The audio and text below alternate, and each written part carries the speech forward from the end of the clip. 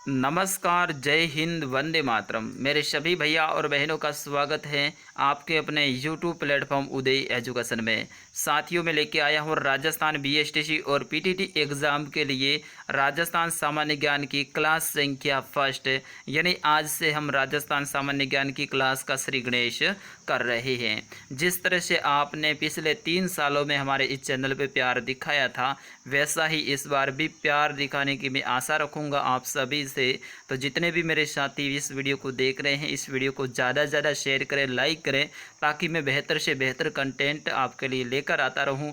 और जिस तरह से पिछले 3 सालों में हमने स्टूडेंट का सिलेक्शन करवाया था और जिस तरह से पिछले 3 सालों में स्टूडेंट का प्यार भी मुझे मिला था, वैसा ही प्यार और सपोर्ट आप सभी का मैं चाहूँगा। तो आप जितने भी देख रहे हैं इस क्लास को ज़्यादा से ज़्यादा शेयर करें। और आज से रोज़ाना रात को 9:30 बजे हमारी क्लास लगेगी, तो रोज़ाना आप रात को 9:30 बजे इस चैनल पे ज़रूर आइएगा और आपकी राजस्थान सामान्य ज्ञान की क्लास की आप उसमें ज्वाइन भी ज़रूर होइएगा। चलिए बढ़ते हैं आज के पहले प्रश्न की ओर। पहला प्रश्न आपकी स्क्रीन पे है कि राजस्थान में सर्वप्रथम वनों की कटाई पर प्रतिबंध है वो कहाँ लगाया गया था, यानी कौन सी रियासत में लगाया गया था। अगर आपको आंसर आता है तो ज़रूर आप वीडियो के कमेंट बॉक्स में लिख सकते हैं। तो साथियों इसका सही आंसर होगा अपना ऑप्शन नंबर 1, जोधपुर में। साथियों सबसे पहले जो वनों की कटाई पर रोक है या फिर प्रतिबंध है वो जोधपुर रियासत ने लगाया था। खेजड़ली आंदोलन भी हुआ था, आप सभी को पता है। 363 हमारी माता बहनें उसमें शहीद भी हुई थी।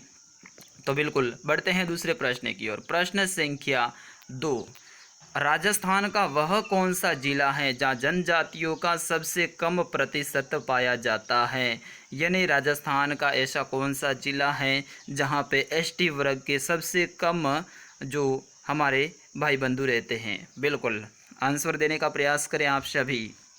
तो सही आंसर होगा नागौर जिला। ऑप्शन नंबर 3 इसका करेक्ट आंसर रहेगा। और सबसे ज़्यादा जो जनजाति क्षेत्र बहुल्य है वो प्रतापगढ़, डूंगरपुर, बांसवाड़ा, उदयपुर, चित्तौड़गढ़ के आसपास के इन जिलों में सबसे ज़्यादा जनजातियां हैं वो निवास करती हैं। बढ़ते हैं प्रश्न संख्या 3 की ओर।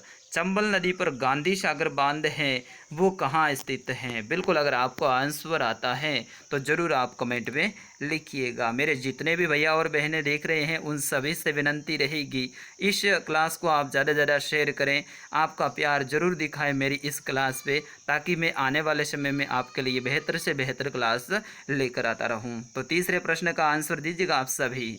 तो चंबल नदी पर जो गांधी सागर बांध है वो इनमें से किसी भी स्थान पर स्थित नहीं है। तो ऑप्शन नंबर 4 रहेगा इसका सही आंसर, क्योंकि गांधी सागर बांध है ये मध्य प्रदेश में स्थित है। साथियों कहाँ पे है? मध्य प्रदेश में। अपने राजस्थान में तो कोटा में है और चित्तौड़गढ़ में है, 3 बांध हैं चंबल नदी पे। बढ़ते हैं साथियों अगले प्रश्न की ओर। प्रश्न संख्या 4, नौटंकी तथा रामलीला राजस्थान के किस भाग में सबसे अधिक लोकप्रिय हैं। बिल्कुल अगर आपको आंसर आता है तो ज़रूर वीडियो के कमेंट बॉक्स में लिखिएगा। ऑप्शन आपके सामने हैं। तो इसका सही आंसर होगा नौटंकी तथा रामलीला है वो पूर्वी राजस्थान, जिसमें अपने धौलपुर, करौली हो गया, डूंगरपुर तो ये हो गया अपने दक्षिण राजस्थान में। तो पूर्वी राजस्थान के जितने भी ज़िले हैं जिसमें जयपुर भी आता है, तो इन क्षेत्र में नौटंकी तथा रामलीला है वो अधिक लोकप्रिय हैं। बढ़ते हैं अगले प्रश्न की ओर। अगला प्रश्न आपकी स्क्रीन पे आ चुका है कि शेखावाटी के प्रसिद्ध नृत्य का नाम क्या है, यानी शेखावाटी क्षेत्र में कौन सा नृत्य किया जाता है। साथियों ये एग्ज़ाम में प्रश्न आने की 100% संभावना है, वेरी वेरी इंपॉर्टेंट है, तो स्टार भी आप लगा दीजिएगा। तो इसका सही आंसर होगा शेखावाटी क्षेत्र में गीदड़ नृत्य किया जाता है। कौन सा नृत्य किया जाता है साथियों? गीदड़ नृत्य किया जाता है। ऑप्शन नंबर 2 रहेगा इसका सही आंसर। वही घूमर की बात करें तो घूमर है अपने राजस्थान का क्या है, राज्य नृत्य भी है। बढ़ते हैं साथियों अगले प्रश्न की ओर। प्रश्न संख्या 6, पोथी खाना संग्रहालय हैं वो कौन से ज़िले में स्थित हैं। बिल्कुल अगर आपको आंसर आता है तो ज़रूर वीडियो के कमेंट बॉक्स में लिखिएगा। साथियों इसका सही आंसर होगा पोथी खाना संग्रहालय है ये राजस्थान की राजधानी जयपुर ज़िले में स्थित है। पिंक सिटी जिसे कहते हैं अपन गुलाबी शहर भी कहते हैं। अगला प्रश्न आपके स्क्रीन पे आ चुका है कि राजस्थान में केंद्र की सहायता से भेड़ अनुसंधान केंद्र हैं वो कहाँ स्थित हैं, जिसमें केंद्र का भी पार्टिसिपेट है। बिल्कुल इसका सही आंसर होगा ऑप्शन नंबर 4 आविका नगर में। कहाँ पे है साथियों, आविका नगर में। ऑप्शन नंबर 4 रहेगा इसका सही आंसर। आविका नगर में क्या है, भेड़ अनुसंधान केंद्र। बढ़ते हैं अगले प्रश्न की ओर। सहकारी शाख समितियों का ढांचा है वो कैसा है, एक स्तरीय है, द्विस्तरीय है, त्रिस्तरीय है या फिर चतुर्थ स्तरीय है। बिल्कुल आप आंसर देने का प्रयास करें। तो इसका सही आंसर होगा ऑप्शन नंबर 3 त्रिस्तरीय है। कैसा है साथियों, त्रिस्तरीय ढांचा है वो सहकारी शाखा समितियों का है। बढ़ते हैं अगले प्रश्न की ओर।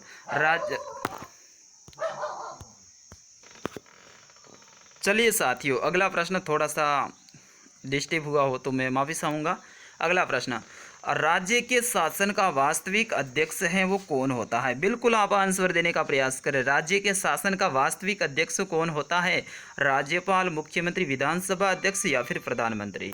अगर आपको आंसर आता है तो साथियों जरूर कमेंट में कीजिएगा, क्योंकि ऐसे ही प्रश्न आने वाले हैं अपने एग्ज़ाम में। मैं पिछले 3 सालों से तैयारी करवा रहा हूँ और मैंने खुद ने भी 5-6 एग्ज़ाम दिए हैं। मैं हर साल एग्ज़ाम देता हूँ। बाकी मैंने BSTC भी कर रखी है, BEd भी कर रखी है, लेकिन ऐसे ही ट्राई के लिए मैं हर बार एग्ज़ाम देता हूँ। तो बिल्कुल इसका आंसर देने का आप प्रयास करें। ऑप्शन नंबर 2 रहेगा, राज्य का जो वास्तविक अध्यक्ष होता है शासन का वो मुख्यमंत्री होता है। सबसे बड़ा पद तो है वो राज्यपाल का माना जाता है, लेकिन कार्य वगैरह सब कुछ है वो मुख्यमंत्री करवाता है। तो ऑप्शन नंबर 2 रहेगा इसका सही आंसर। साथ ही बढ़ते हैं प्रश्न संख्या 10 की ओर। राज्य स्तर पर सर्वोच्च न्यायालय की भूमिका है वो कौन निभाता है, उच्चतम न्यायालय या फिर उच्च न्यायालय, सत्र न्यायालय या फिर मुंसिफ न्यायालय। बिल्कुल इजी प्रश्न है साथियों। उच्च न्यायालय हो जाएगा। कौन सा हो जाएगा, उच्च न्यायालय। और राजस्थान उच्च न्यायालय का जो मुख्यालय है साथियों वो जोधपुर में है। जयपुर का आप मत करना, जोधपुर में है। कहाँ पर है, राजस्थान हाईकोर्ट है वो कहाँ है, जोधपुर में है। इसकी एक ब्रांच या फिर खंडपीठ अपन जिसे कह सकते हैं वो जयपुर में जरूर है, लेकिन जो मुख्य है वो कहाँ है, जोधपुर में है। और उच्चतम न्यायालय यानी वो देश का सबसे ऊपरी न्यायालय होता है, जिसको अपन सर्वोच्च न्यायालय भी कह सकते हैं। अगला प्रश्न, जिला न्यायाधीशों की नियुक्ति है वो कौन करता है। ये भी साथियों काफ़ी इंपॉर्टेंट प्रश्न है अपने एग्जाम की दृष्टि से, तो आप प्रयास करें इस प्रश्न का आंसर देने का।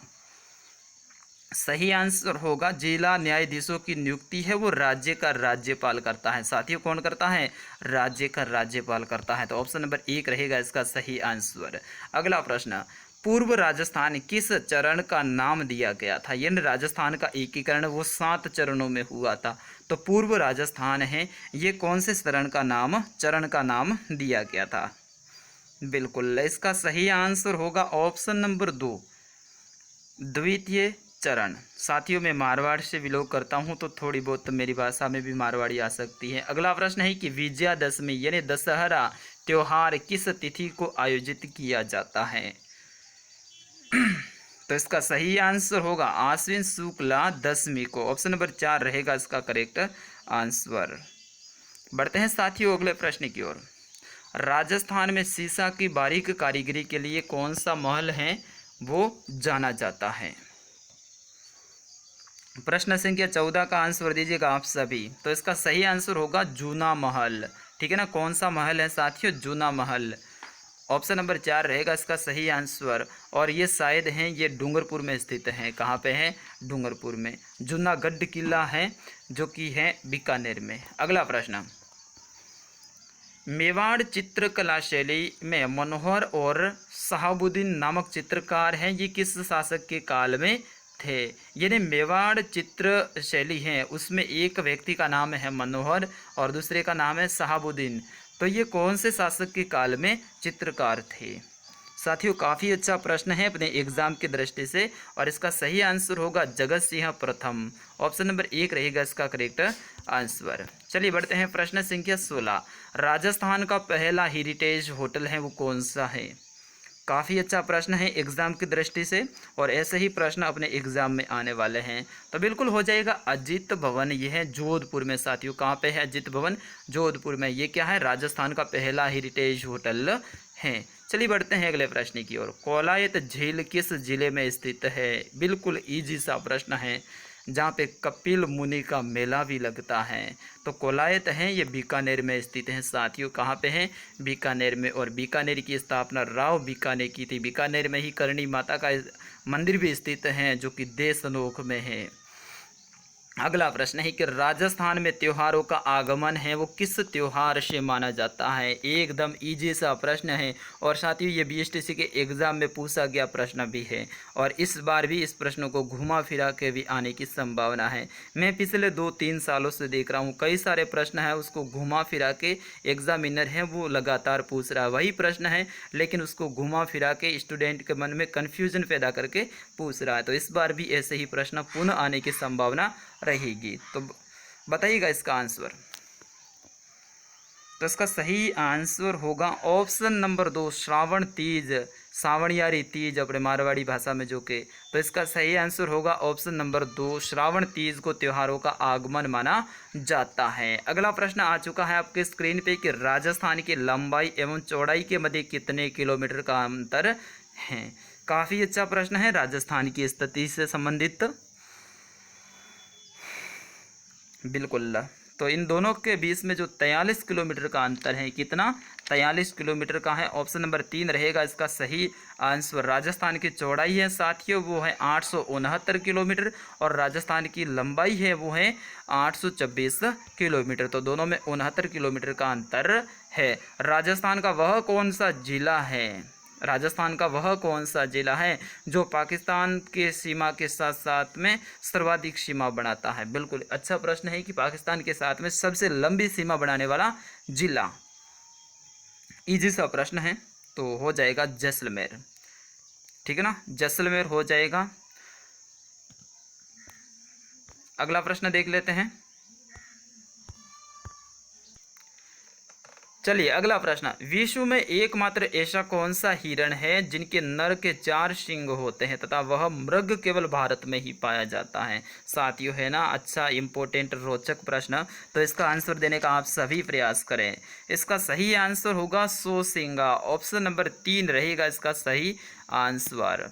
बढ़ते हैं अगले प्रश्न की ओर। प्रश्न संख्या 22, वह कौन सी सभ्यता है जहाँ पर पत्थर के बांधों के अवशेष प्राप्त हुए हैं?